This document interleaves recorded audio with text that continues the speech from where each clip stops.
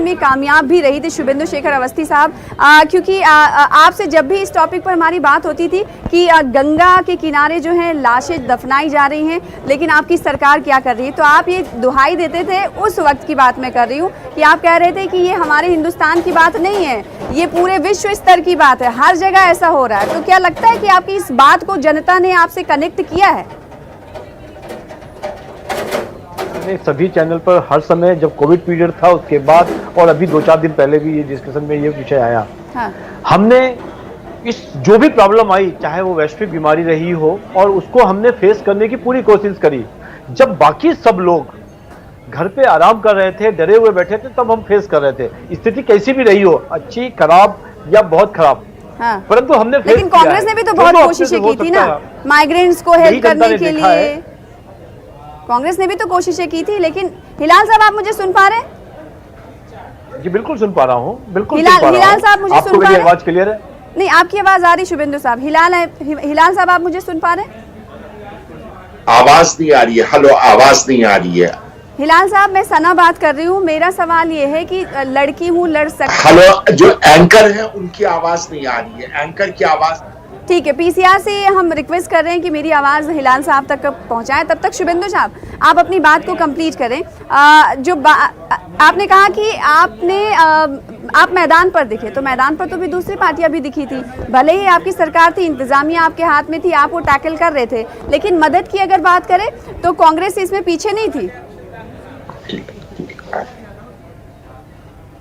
के समय पर जब इस तरीके की वैश्विक बीमारी आती थी और बड़ी तादाद में लोग इसलिए नहीं मरते थे कि दवा नहीं थी, हाँ। लोग इसलिए मरते थे कि उनको भूख के कारण अनाज नहीं मिलता था। तो अब की बार सबको भोजन पहुंचाया। हाँ। जो लाभार्थी वर्ग था, एक बहुत बड़ा वर्ग था जिसने हमको वोट दिया है। दूसरा, हमने आस्था और विकास दोनों का कॉम्बिनेशन बनाया है। जो बड़े बड़े इश्यूज थे, तो भारतीय जनता पार्टी का कहना है कि आस्था और विकास को कॉम्बिनेशन बनाया, इसीलिए आवाम ने उन पर भरोसा जताया। हिलाल अहमद नकवी साहब, आप मेरी आवाज सुन पा रहे हैं?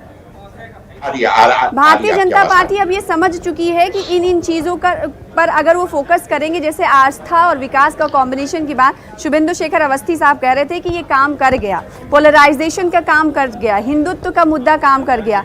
कांग्रेस की जनरल सेक्रेटरी प्रियंका गांधी ने जिस मुद्दे को उठाया, लड़की हूँ, लड़ सकती हूँ, एक नया नैरेटिव लाने की कोशिश की, उसकी सताइश भी की गई, लेकिन जमीन पर काम नहीं किया। आखिर क्यों, क्या हुआ? कुछ आप लोगों को अभी इसका असेसमेंट हो पाया? देखिए, भारतीय जनता पार्टी के अगर जो तर्जुमान है वो खुद कह रहे हैं कि वहां पर हार्डकोर हिंदुत्व काम कर गया। उनको ये खुद लगता है कि उन्होंने जो पोलराइजेशन किया है, जो उन्होंने डिविसिव पॉलिटिक्स किया है, वो काम कर गया। तो जहां पर इस तरह के इश्यूज काम कर रहे हो, जहां पर इस तरह के मुद्दे जो है काम कर रहे हो, तो जाहिर सी बात है वहां पर बाकी जो मुद्दे हैं वो गौर हो जाते हैं। क्या ये बात अपने आप में सच नहीं है कि उत्तर प्रदेश में पिछले 5 साल में बेरोजगारी बेतहाशा बढ़ी है? हिलाल साहब, इस मुद्दे को लेकर कांग्रेस आई, लड़की हूँ, लड़ सकती हूँ, उससे लड़कियां ही नहीं जुड़ पाई, खवातीन ही नहीं जुड़ पाई, आखिर क्या वजह रही? जी हाँ, बिल्कुल, ये आपकी बात सही है कि जो हमारे मुद्दे थे वो सारे के सारे वो मुद्दे थे जो कि आवाम के बहुत करीब थे, उनके बहुत दिल के मुद्दे थे। हाँ। लेकिन उसके बावजूद भी अगर उन तक की हमारी आवाज नहीं पहुंची है, तो उसके पीछे एक बड़ी वजह तो भारतीय जनता पार्टी के जो तर्जुमान है उन्होंने खुद ने बता दिया कि शायद यहाँ के बड़ी वजह की गहराई को समझेंगे, हम गहराई को समझेंगे, क्योंकि पॉलिटिकल एनालिस्ट भी हमारे साथ है संजय बघेल साहब।